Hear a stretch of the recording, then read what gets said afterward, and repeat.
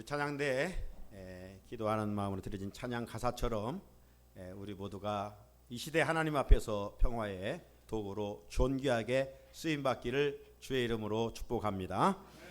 가슴에 얹고 선포합시다. 하나님께서 나를 사랑하십니다. 나도 하나님을 사랑합니다. 하나님 앞에서 나는 존귀한 자입니다. 내 옆에 있는 분도 존귀한 자입니다. 하나님 앞에서 하나님께서 우리나라를 사랑하십니다. 할렐루야. 오늘도 예배 가운데 추상급의 예배로 드려질 때 하나님께서 하늘문을 여시고 우리 가운데 성령의 기름 부으심의 은혜가 충만하기를 주님의 이름으로 축복합니다. 우리가 잘 알고 있는 인도의 성자 간디가 있죠. 이 사람은 기독교인은 아니었습니다. 하지만 항상 그의 옆에 성경책을 두고 읽곤 하였다고 하지 않습니까? 특별히 성경을 쭉 읽어가는 가운데 우리가 지금 주일마다 말씀을 나누고 있는 이 산상수훈 마태복음 5장, 6장, 7장을 반복적으로 읽으면서 그런 결론을 내렸어요. 기독교는 66권 성경이 다 필요 없이 이 석장 예수님이 친히 말씀하신 산상수훈의 말씀만 있으면 기독교를 능히 대변할 수 있다. 그가 이런 말씀을 계속 반복해 읽어감으로 말미암아 예수님의 비폭력 저항주의를 본받게 되었고 그 모습으로 인도를 독립하는 데 큰 기여를 했던 것으로 알고 있습니다. 금년 이 산상수훈 말씀을 전하기 위하여 읽고 기도하면서 한 절 한 절 깊이 들여다보는 가운데 정말 깊은 광맥을 파고 들어가서 질 좋은 광석을 찾아내듯이 기쁨의 맛을 개인적으로 맛보고 있습니다.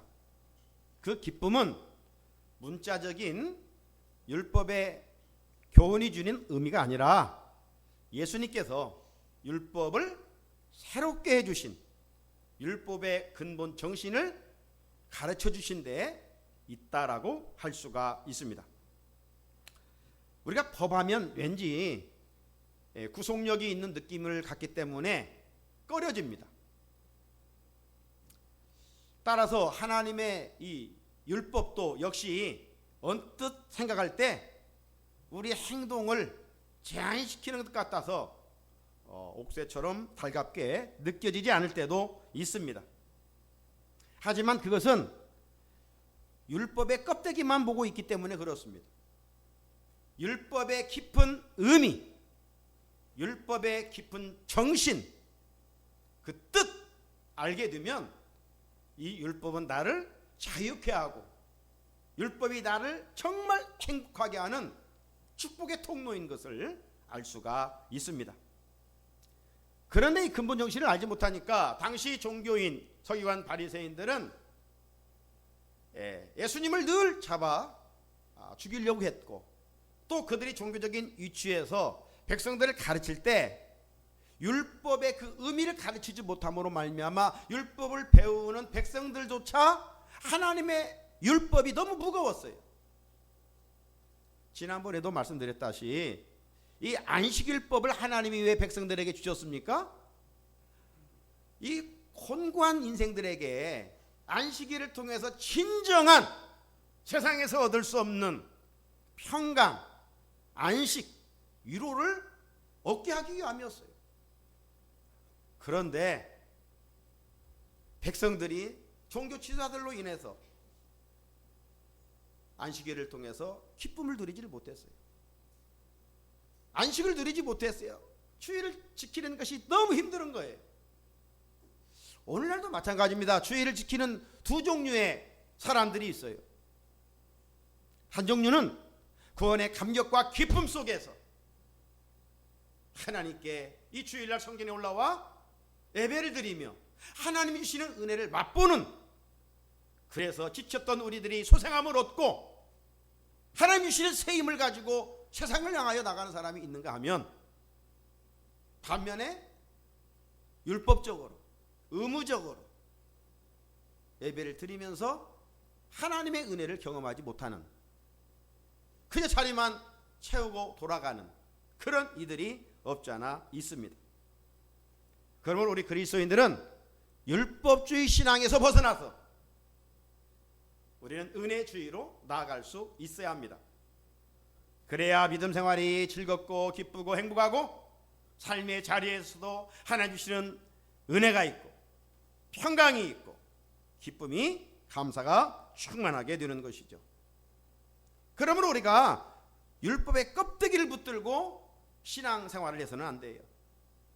내 생각 속에 갇혀서 내 입맛대로 말씀을 요리하면서 신앙생활하면 백날 믿어도 신앙의 성숙도 없고 잘못하면 교회 거치는 돌이 되기 쉬운 거예요. 그러므로 예수님이 가르쳐주신 이 율법의 근본 정신, 율법의 근본 정신이 뭐예요? 사랑이요, 사랑. 그래서 그 사랑을 가지고 이로 마음과 뜻과 정성을 다해 하나님을 사랑하고 내 이웃을 내 몸처럼 사랑으로 섬겨나갈 때, 여러분, 사랑이 있는 곳은 행복이 있어요. 그렇잖아요? 사랑하며 생각만 해도 설레요. 정말 누굴 사랑하며 먹지 않아도 배불러요. 잔잔한 기쁨이 찾아오잖아요. 그래서 예수님은 구약에 모세를 통해 썼던 율법, 살인하지 말라, 간음하지 말라, 이혼하지 말라, 맹세하지 말라, 이 율법의 그 내용들을 새롭게 해석을 해주셨어요. 새롭게. 자, 오늘 다섯 번째로 이 보복법에 대한 이야기입니다. 보복법에 대한 예수님의 새로운 해석을 우리가 오늘 말씀을 나누려고 그래요. 자, 오늘 본문 38절을 한번 같이 읽어볼까요? 38절 시작. 또 눈은 눈으로 이는 이로 갚으라 하였다는 것을 너희가 들었으나. 이 말씀 속에서 우리 잘 들어봤던 말씀이죠. 또 눈은 눈으로 이는 이로 갚으라. 이 말씀을 한자로 해석해 보면 동해보복법이라고 그래요. 동해보복법. 여기 있는 것처럼 누가 내 눈을 다치게 했다? 그러면 그 다치게 한 가해자의 눈도 그만큼 다치게 하라는 겁니다. 누가 내 이빨 하나 부러뜨렸다 하면 그 가해자의 이빨도 하나 부러뜨리라는 것이 동해보복법이에요. 이 동해보복법을 좀 더 열거한 내용이 출애굽기 21장 24절로 25절에 있어요. 눈은 눈으로, 이는 이로, 손은 손으로, 발은 발로, 된 것은 된 것으로, 상하게 한 것은 상함으로, 때린 것은 때림으로 갚을지니라. 이 문맥만 딱 보면 이 다 무서운 법입니다. 그렇잖아요? 잔인한 법처럼 들려요. 그런데 이 전체를 살펴보면 결코 그렇지 않습니다. 하나님께서 이스라엘에게 주신 율법은 보복하라고 가르쳐준 말씀이 아니에요. 이 말씀은 보복의 비극이 더 이상 확대되지 않도록 하라는 것입니다. 피해를 최소한으로 줄이라는 것입니다. 따라서 보복의 법이 아니라 자비의 법, 사랑의 법입니다. 그렇다면 눈은 눈으로, 이는 이로 갚으라. 이 말씀이 왜 분명 언뜻 보면 보복의 법인데 왜 보복의 법이 아니고 사랑과 자비의 법일까? 자, 재물을 누가 나에게 피해를 주었다고 생각해 봅시다. 또 누가 내 신체에 손상을 했다고 가정해 봅시다. 그때 피해를 입은 내 자신이 얼마나 억울하고 막 분노가 치솟습니까? 자, 이렇다 보니까 누가 나에게 한 대 때렸다면 우리는 어떻게 반응해야 좀 마음이 풀려요? 2대 때리고 3대 때리고, 누가 나를 좀 씹는다면 없는 말까지 지어내서 그 이상으로 다른 사람을 비난하고 상대방을 저주하게 됩니다. 누가 나를 수근수근하고 욕을 한다? 그러면 우리는 더 잔인한 말을 그를 향해서 쏟아 놓게 되겠지요. 그래서 하나님은 더 보복하지 말고 피해 입은 만큼만 복수하라, 이렇게 율법을 통해서 제한하신 것입니다. 보복에 제한을 두지 아니하면 결과적으로 어떻게 되겠어요? 악순환이 계속 반복됩니다. 누가 나를 한 대 때렸어요? 참을 수 없어요. 나는 2대 때립니다. 3대 때립니다. 그럼 상대방이 2대 3대 맞고 가만히 또 있겠어요? 칼을 가지고 와서 나를 찌릅니다. 그러면 나를 칼로 찔러 어느 날 가서 그를 죽입니다. 이런 악순환이 계속 반복되는 거예요. 큰 불행으로 이어지는 겁니다. 그래서 하나님의 법의 근본 정신은 보복법이 아니라 사랑의 법, 용서의 법이라는 것을 가르쳐 주시고 있는 것입니다. 뿐만 아니라 저게 보는 것처럼 이 눈은 눈으로, 이는 이로 갚으라, 이 말씀은 개인적으로 갚으라는 이야기가 아니에요. 저것은 공적으로 재판할 때 쓰는 법입니다. 재판장이 보니까 가해자가 피해자에게 그만큼 입혔으면 공적으로 선포해서 그만큼 가해자 너도 피해를 입으라는 것이죠. 내 몸이 아까우면, 내 몸이 귀하다면 상대방 몸 귀한 줄 알아라는 것이죠.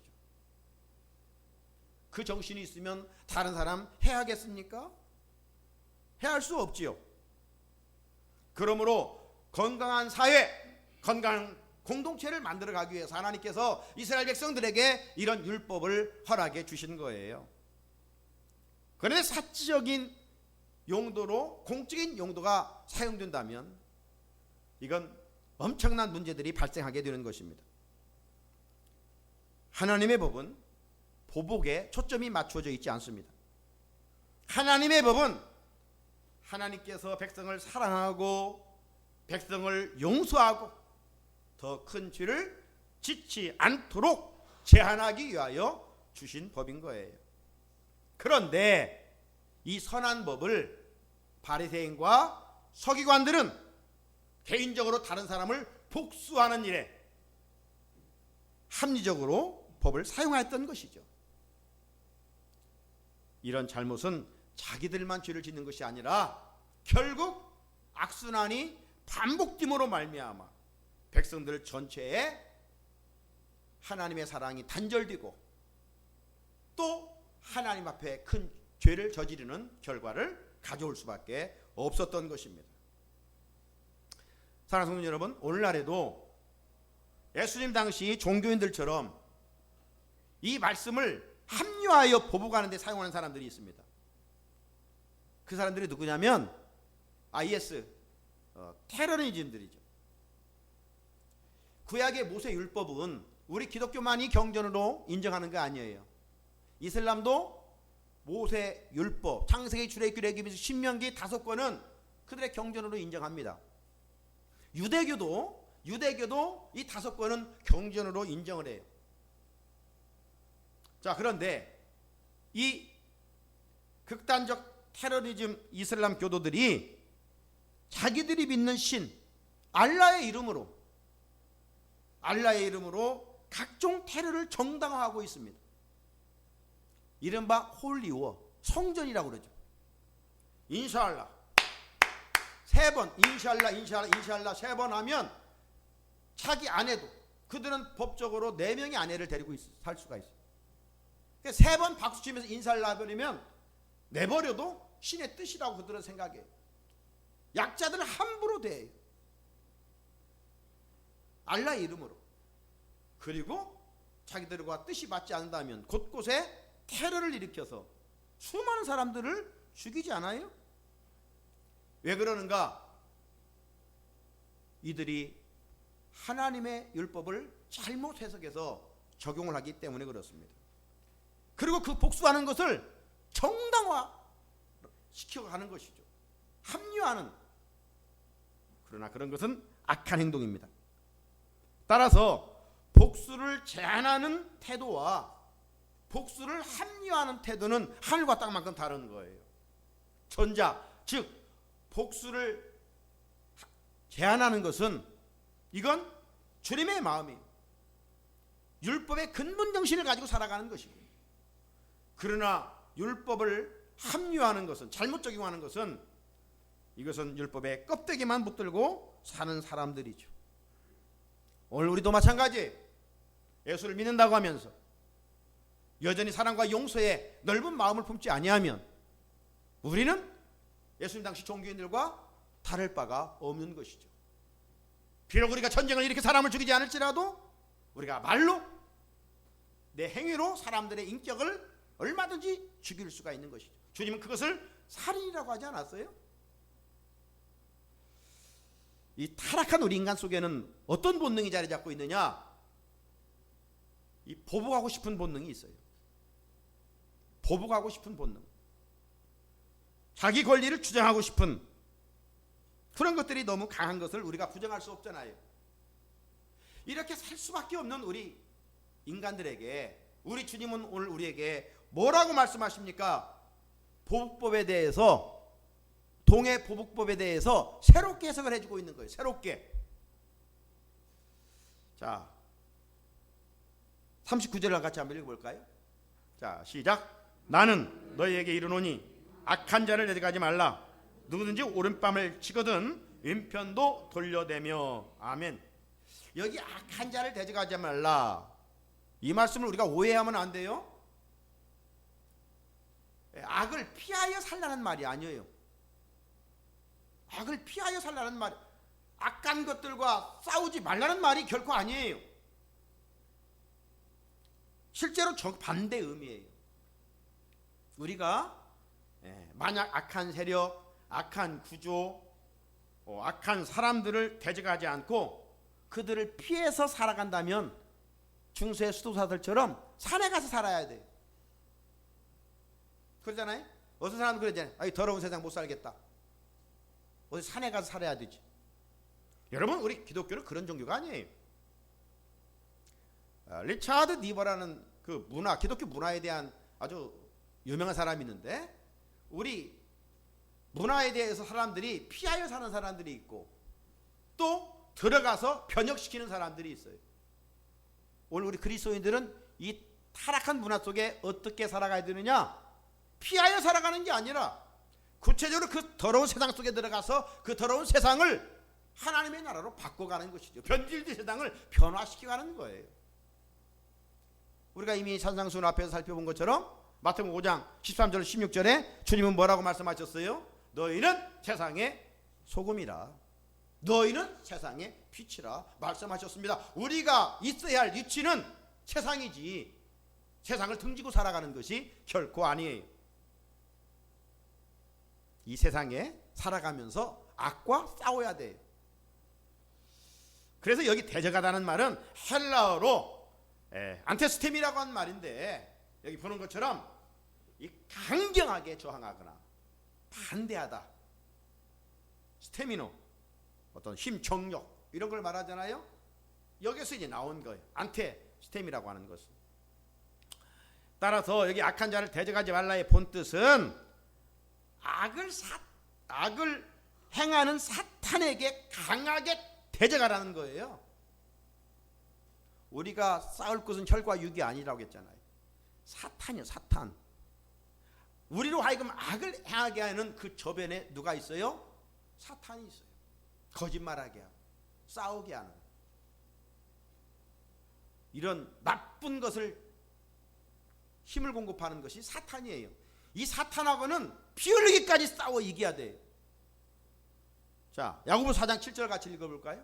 시작. 그런즉 너희는 하나님께 복종할지어다 마귀를 대적하라. 그리하면 너희를 피하리라. 마귀는 대적하는 거예요. 마귀가 무섭다고 숨는 게 아니에요. 싸워서 이겨야 되는 거예요. 마귀는 그냥 우리 힘으로 싸우면 이게 안 되죠. 예수의 이름에 권세를 가지고 싸울 때 골리앗 같은 사탄이 우리의 믿음의 물맷돌로 쓰러질 수밖에 없는 것이죠. 마귀는 피해서 안 됩니다. 물리쳐야 됩니다. 단 우리가 여기서 주님이 주시는 말씀은 뭐냐? 마귀는 영적으로 물리쳐야 되지만 사탄의 힘을 입어 악을 행하는 사람들에게는 복수하지 말라는 겁니다. 우리 흔히 그런 말 있죠. 죄는 미워하되 뭘 미워하지 말라고요? 사람은 미워하지 말라. 이게 예수님의 정신이에요. 죄는 미워하되 사람은 미워하지 말라. 사랑하는 성도 여러분, 그런 의미에서 예수님은 악을 물리치는 일에 있어서는 소극적인 행동을 하지 말라고 그랬어요. 악을 물리치는 일에 있어서는 막 전투력을 가지고 싸워야 됩니다. 전신갑주를 입고 싸워야 돼요. 이게 악에 대한 예수님의 태도입니다. 그런데 우리가 지금 악한 이 구조 속에 이 세상을 살아가면서 정말 악과 그렇게 치열하게 싸우고 있는가? 이 코로나19로부터 우리가 육신의 건강을 지키기 위해서 애를 쓰는 것처럼 영적인 사탄과 내가 치열하게 지금 싸우고 있는가? 이 말이죠. 그렇게 치열하게 싸워야 됩니다. 예수님은 악에 대해서 한 번도 용인하거나 묵인하지 않으셨습니다. 단지 악을 행하는 사람에게는 복수하지 말라는 거죠. 자, 사도 바울은 로마서 12장 17절에 19절에서 이렇게 말씀하셨어요. 아무에게도 악을 악으로 갚지 말고 모든 사람 앞에서 선한 일을 도모하라. 할 수 있거든 너희로서는 모든 사람과 더불어 화목하라. 내 사랑하는 자들아, 너희가 친히 원수를 갚지 말고 하나님의 진노하심에 맡기라. 기록되었으되 원수 갚는 것이 내게 있으니 내가 갚으리라고 주께서 말씀하시니라. 아멘. 악을 갚는 일은 내가 할 일이 아니라는 거예요. 하나님께서 어떤 사람이 악을 행하여 잘못됐을 때는 하나님이 친히 심판한다는 겁니다. 내가 하려고 하지 말라는 거예요. 내가 하려고 하는 것은 내가 하나님의 자리에 있는 거예요. 대인관계에서 우리가 할 일은 뭐예요? 모든 사람과 더불어 화목하는 거예요. 화목하는 거예요. 그래서 하나님께서 우리에게 공통으로 준 직분이 뭐예요? 화목하게 하는 직분이에요. 로마서 12장 21절 악에게 지지 말고 손으로 악을 이기라 말씀하셨어요. 이게 그리스도인의 삶의 스타일입니다. 우리가 법하면 인류의 최초 성문서인 고대 함무라비 법전이 있어요. 여기 보시다시피 이 함무라비 법전은 바벨론을 통치했던 이 함무라비 국왕이 만든 법입니다. 지금부터 약 3,800년 전에 만들어진 법이에요. 지금 그때는 종이가 없었죠. 그래서 이 2m 50, 약 8피트, 2m 50뒤는 단단한 돌에 저렇게 법을 새겼어요. 저기에 법의 특징은 뭐냐? 신분에 따른 죗값을 묻는 것이었습니다. 당시의 신분은 크게 보면 세 종류예요. 귀족계급이 귀족계급, 그리고 일반 상인 농민의 계급이 있어요. 그리고 노예 계급이 있어요. 그런데 이 법에는 어떻게 됐느냐? 세상 법은 다 그래요. 어찌 보면 오늘 우리도 돈이 있으면 죄를 지어도 또 풀려날 수도 있고 10년형이 뭐 2, 3년형으로도 이렇게 다운될 수도 있잖아요.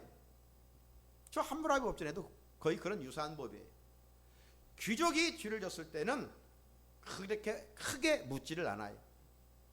그런데 계급이 낮은 사람이 죄를 범했을, 즉 죄를 낮은 사람이 가해자로서 귀족에게 피해를 주었다. 그것은 엄청난 죗값을 물게 되어 있는 것을 볼 수가 있습니다. 예컨대 귀족 낮은 사람이 상대방의 손가락을 다치게 했다? 그럼 원래 동해 보복법은 뭐예요? 손가락을 다치게 하면 되는 거예요. 그런데 이 함무라비 법전에는 손가락을 다치게 했으면 손목을 끊어버리는 거예요. 네? 참 비참하죠? 계급이 낮은 그 이유로 말미암아. 하지만 하나님의 의의 법, 율법은 결코 그렇지 않아요. 보복의 법이 아니기 때문입니다. 하나님의 율법은 복수를 막으려는 의도에서 제정되었기 때문입니다. 정확히 말하면 이 율법은 피해를 입힌 사람을 용서하고 사랑하라는 긍휼의 정신이 담겨 있는 거예요. 그래서 예수님은 또 눈은 눈으로 이는 이로 갚으라 하였다는 것을 너희가 들었으나, 들은 이야기는 그런 동해 보복법이지만 나는 너희에게 이르노니, 나는 너희에게 이르노니, 이렇게 새롭게 해석을 해 주시고 있는 것이죠. 그럼에도 불구하고 당시 종교 지도자들은 율법의 근본 정신을 알지 못한 채 개인이 당한 만큼 상대방에게 피해를 주는 동해 보복법으로 받아들여 행동하였던 것입니다. 따라서 예수님은 39절 이하에서 율법의 바른 의미와 더불어 네 가지 행동을 촉구하고 있는 것을 볼 수가 있어요. 이것이 하나님의 의의 법과 세상법이 다르다는 점입니다. 자, 오늘은 네 가지 행동 중에 첫 번째 말씀만 잠시 생각해 보고 싶습니다. 자, 첫째, 네 가지 말씀 중에 누구든지 내 오른뺨을 치거든 왼편도 돌려대라는 말씀입니다. 다시 한번 39절 같이 읽어봅니다. 자, 크게 읽어요. 잠 오시는 분들. 시작. 나는 너희에게 이르노니 악한 자를 대적하지 말라. 누구든지 오른편 뺨을 치거든 왼편도 돌려대며. 아멘. 살다가 보면 잘못했을 때 꾸중받을 수도 있고 책망받을 수도 있고 매로 맞을 수도 있어요. 가정에서 자녀들이 자랄 때 말 듣지 않으면 엄마 아빠가 손에 매를 가지고 손바닥을 때릴 수도 있고 발바닥을 때릴 수도 있어요. 이것은 사랑의 매죠. 하지만 여러분, 어린아이들이 그때는 막 서운할 수도 있고 그러지만 성장했을 때는 충분히 엄마 아빠의 사랑의 매임을 알고 감사하기도 하고 충분히 받아들일 수 있어요. 물론 감정을 실어서 때리는 부모들도 적지 않지 있지만은, 자, 하지만 손발 때리는 것은 받아들일 수 있지만 누가 내 머리를 때리고 또 누가 내 뺨을 때리는 것은 이건 쉽게 받아들이기 어려운 문제 아닙니까? 그런데 오늘 주님은 뭐라고 말씀하셔요? 누구든지 오른뺨을 치거든 왼편도 돌려대라는 겁니다. 이게 할 수 있어요? 불가능한 일이죠. 내 힘으로는 불가능한 일이에요. 그러나 성령께서 역사하실 때만 가능할 수 있는 것이죠. 그래서 마지막 때 우리로 하여금 깨어있어 성령 충만하는 이유가 말씀대로 살아갈 수 있는 능력을 공급받게 하기 위함이에요. 내 힘으로는 할 수 있는 것조차도 할 수 없어. 내 욕심에 가리어서. 여러분, 지금 이 말씀, 예수님 말씀대로 여러분이 상대방 오른뺨을 때린다고 가정해 보십시오. 자, 여러분이 누군가를 상대방 오른편을 때린다고 생각해 보십시오. 손바닥으로 때릴 수 있어요? 서로 마주보고 있는데 방향이 달라지죠. 나는 오른쪽인데 저쪽은 왼쪽이, 내가 볼 때는 오른쪽이에요. 그러므로 내가 오른 손바닥으로 상대방의 오른편을 때린다는 것은 이건 불가능해요. 상대방의 오른편을 치려면 무엇으로 때려야 되겠어요?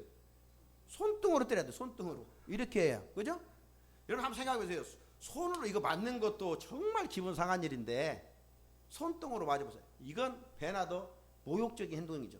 그죠? 사람들이 할 때 네가 그렇게 해? 이렇게 하면 이것으로 맞는 것보다 이것은 더 치욕적인 것입니다. 자, 그렇다고 해서 우리가 이 말씀을 오해하면 안 돼요. 술주정이 남편이 있다.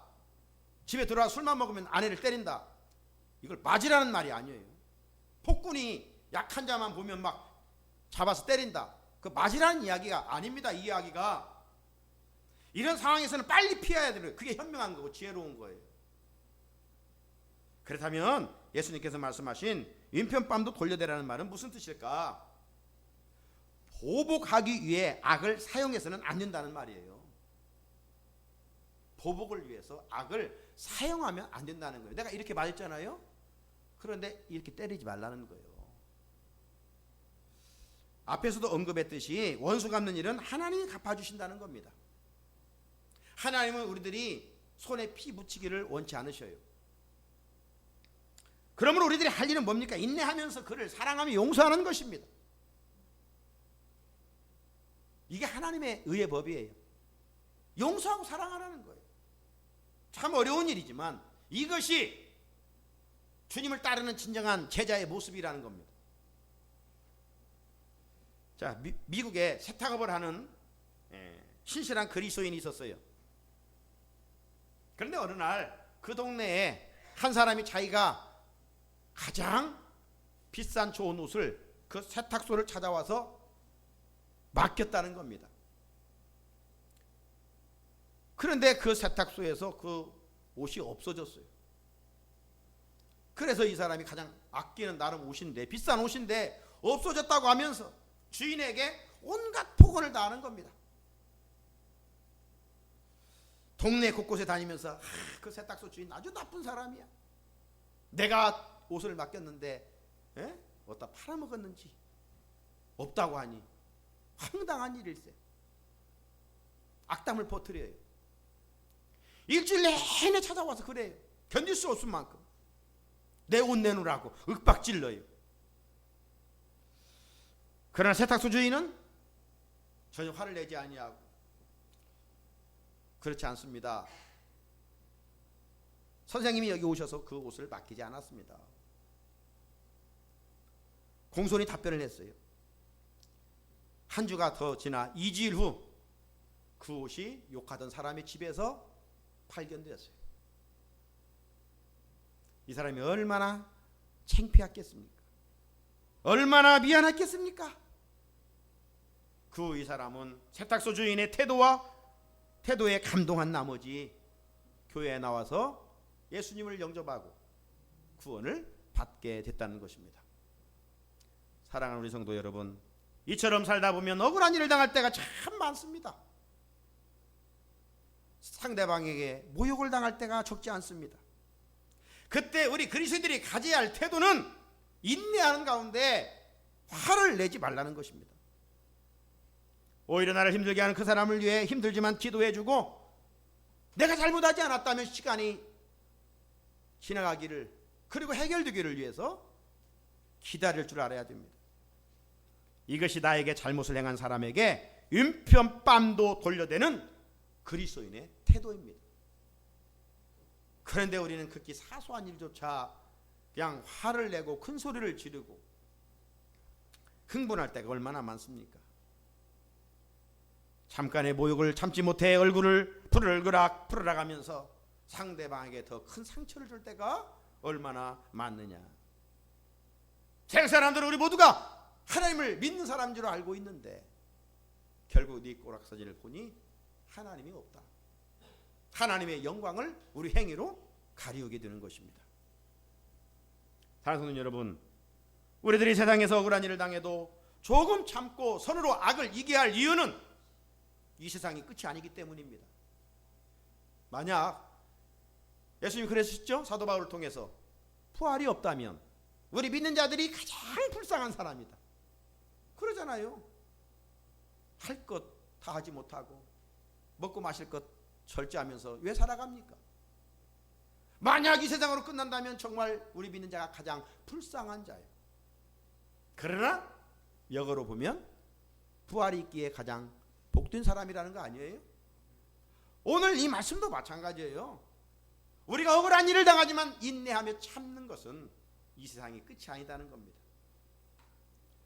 우리가 장차 도래할 하나님의 나라를 믿는 사람들 아닙니까? 따라서 조금 억울한 일을 당해도 좀 참게 되면 하나님께 그 선한 행위를 보시고 기억하셨다가 하늘의 상급으로 되돌려 주시기 때문입니다.